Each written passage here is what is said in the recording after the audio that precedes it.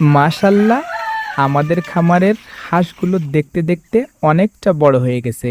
আসসালামু আলাইকুম, কেমন আছেন সবাই? আমরা আমাদের খামারে কিছু চীনা হাঁসের বাচ্চা এবং দেশি হাঁসের ডিম সংগ্রহ করেছিলাম।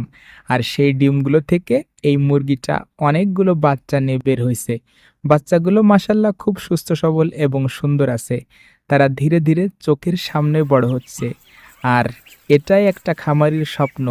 তার স্বপ্নগুলো যখন চোখের সামনে ধীরে ধীরে বড় হতে থাকে, তখন কতই না ভালো লাগে এই দৃশ্য দেখতে। আমাদের খামারের দেশি হাঁসগুলো সব একই বয়সের হলেও চীনা হাঁসগুলো বিভিন্ন বয়সের আছে, যেগুলো আমরা ধাপে ধাপে সংগ্রহ করেছি। আর এই হাঁসগুলোকে আমরা অনেকটা আবদ্ধ অবস্থায় পালি, যেহেতু আমাদের নতুন খামার।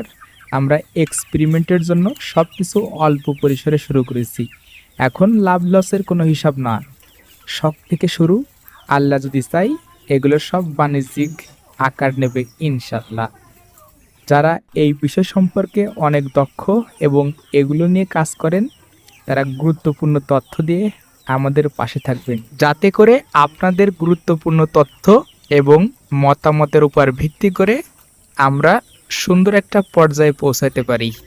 সবাই ভালো থাকবেন, সঙ্গে থাকবেন। আজ এই পর্যন্তই। আল্লাহ হাফেজ।